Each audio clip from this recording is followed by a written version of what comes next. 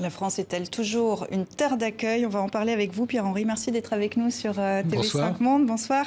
Après près d'un quart de siècle à la tête de France Terre d'Asile, vous présidez maintenant l'association France Fraternité.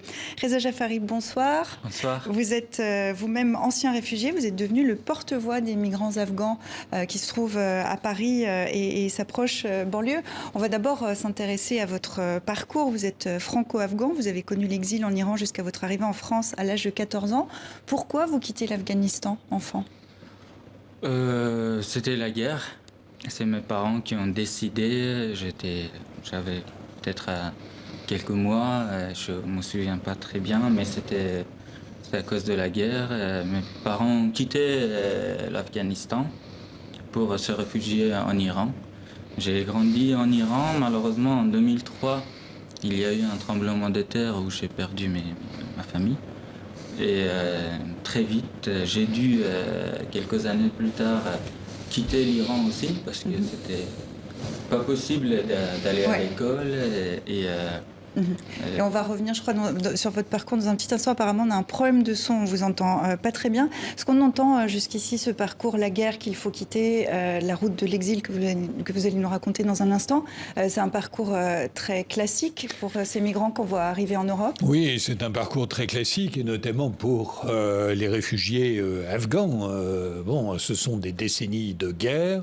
Beaucoup des réfugiés afghans qui sont sur le sol européen viennent en réalité d'Iran. Beaucoup vivent dans des camps en Iran. Ils sont privés de leurs droits essentiels et ils se retrouvent sur la route migratoire. Et ça donne des situations très complexes dans toute l'Europe, parce que en réalité, ils passent souvent d'un pays à un autre en étant rejetés. Il y a aujourd'hui, et c'est un des gros problèmes de la politique migratoire, non pas française, mais européenne, il y a aujourd'hui près de 200 à 300 000 personnes qui sont en errance comme ça sur les routes européennes. Alors il y a eu un moment en France qui a été peut-être un tournant, c'était en novembre, avec le démantèlement du campement de Saint-Denis, c'était le 17 novembre. Ça vous a mis sur le devant de la scène, peu à peu vous êtes imposé comme le porte-parole des Afghans. On va revenir sur cette évacuation avec ce reportage de Mylène Girardot. À 2 pas du Stade de France, sous une bretelle d'autoroute, 2500 personnes installées illégalement, c'est le plus grand camp de migrants de Paris. Depuis une semaine, on parlait de son démantèlement, on s'y préparait. Et à 4 heures ce jeudi matin, l'évacuation commence dans le calme. Mais très vite, la situation dégénère. La police sépare les familles des hommes seuls. C'est la cohue. Il y a des gaz lacrymogènes, des femmes et des enfants en première ligne. Tout s'arrête alors. La police verrouille le quartier. Impossible pour les journalistes de s'approcher. Puis le balai des autocars recommence. Ces femmes et ces hommes sont évacués vers des centres d'hébergement dans toute la région parisienne. Murtaza, lui, ne sait pas où il va. Il est afghan, il a 20 ans. Cette année, sa demande d'asile a été rejetée. Et malgré l'incertitude, il est plein d'espoir.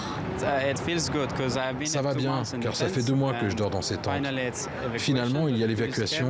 La police est venue, on va avoir un endroit pour vivre, un toit au-dessus de nos têtes.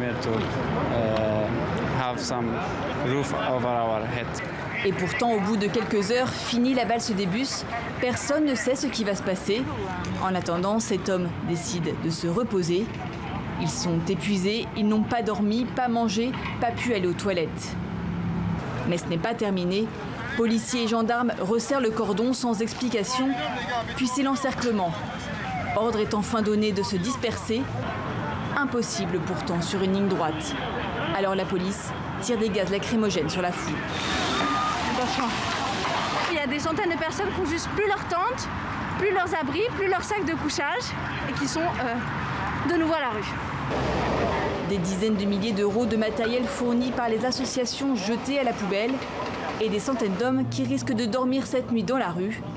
Il n'y avait plus de place dans les centres pour eux aujourd'hui. Et puis 6 jours plus tard, dispersion brutale d'un campement de tentes, place de la République. Reza Jafari, vous y étiez, vous êtes légèrement blessé à ce moment-là. Après ça, vous vous retrouvez propulsé au rang de porte-voix de ces exilés. Pourquoi vous ? Alors, c'était un petit peu parce qu'il n'y avait personne. En même temps, il y avait beaucoup de monde, mais personne pour ces Afghans qui ne parlent pas français, qui arrivent à peu près de partout, de l'Afghanistan et d'autres pays où leur demande d'asile était rejetée.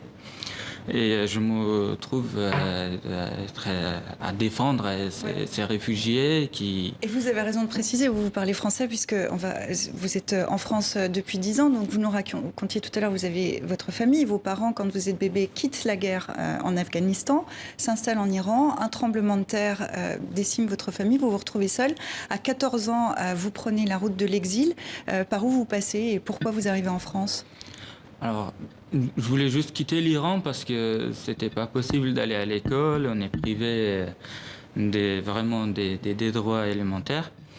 En Turquie, j'étais en Turquie quelques mois. C'était aussi très très difficile pour les réfugiés. En Grèce, c'est à peu près pareil.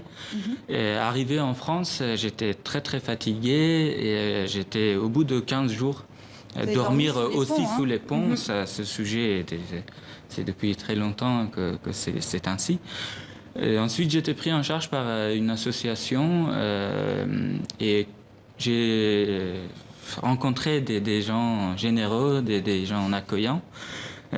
Du coup, j'ai décidé, à l'époque, beaucoup d'Afghans partaient vers les pays scandinaves, mais moi j'ai décidé de rester en France.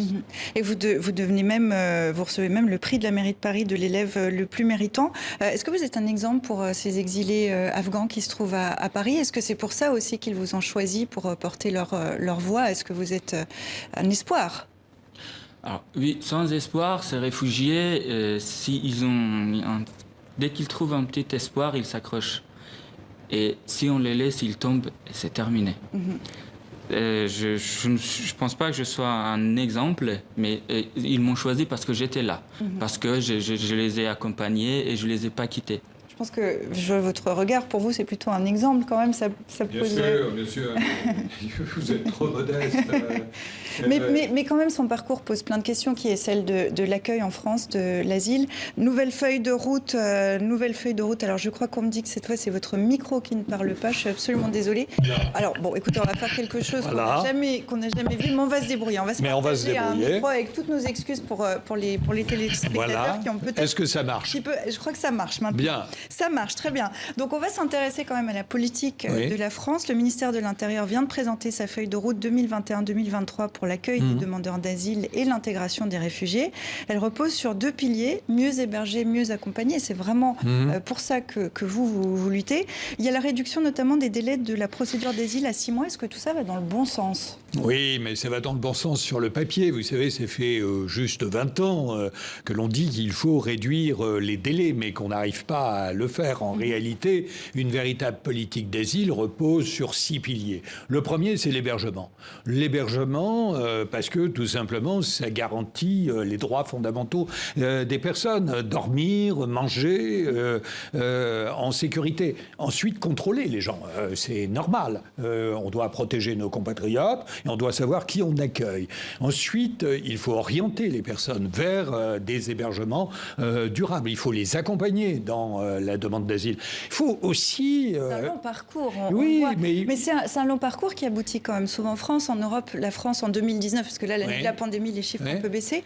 En 2019, c'était le 2e pays où arrivait le plus de monde, avec 178 000 demandeurs. C'est quand même pas la preuve que l'accueil est moins mauvais qu'ailleurs. Oui, mais attendez, en 2020, les effets de la pandémie sont totaux. C'est moins 40%. Donc en 2020... Justement, c'est pour ça que je vous parle de 2019. Oui, en 2020, en tout cas, moi je vous dis, en 2020, c'est 90 000 personnes à peu près. Bon, et je vous parlais des piliers d'une politique d'asile cohérente. Il y a également, évidemment, l'éloignement des personnes qui n'obtiennent pas le statut 1 sur 2. Et puis, il y a l'intégration. L'intégration, qu'est-ce que ça veut dire ? Ça veut dire s'intégrer à une communauté de culture, dans une communauté de destination. destin, c'est une volonté. C'est faire nation civique contre la nation ethnique qui est défendue par un certain nombre de courants d'extrême droite populistes. Est-ce qu'en 3 décennies, parce que vous vous occupez de migrants, vous êtes sur ces questions-là depuis 3 décennies, est-ce que la situation s'est dégradée? Est-ce que la France est toujours un pays d'accueil? Non, mais la situation dans le monde a changé. Vous avez, l'année dernière, 80 millions de personnes qui étaient réfugiées dans le monde, des réfugiés ou déplacés. C'est du jamais vu. Les conflits ne se tarissent pas. Et donc, il y a une obligation pour les États de faire. Et il y a une obligation de faire dans l'unité européenne, par exemple. Aujourd'hui, nous avons un certain nombre de gens qui sont laissés à la rue. C'est particulièrement indigne.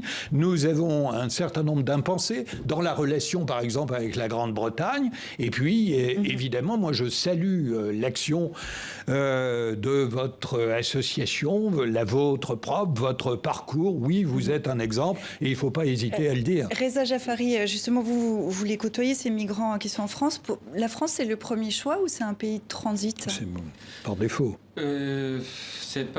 Pour certains, oui, c'est un premier choix, mais pour certains, dont ils ont vu leur demande d'asile rejetée dans d'autres pays. C'est tout le problème. Oui, malheureusement, ils sont obligés de venir, c'est leur dernier espoir. Vous savez, en Afghanistan, il y a une violence aveugle.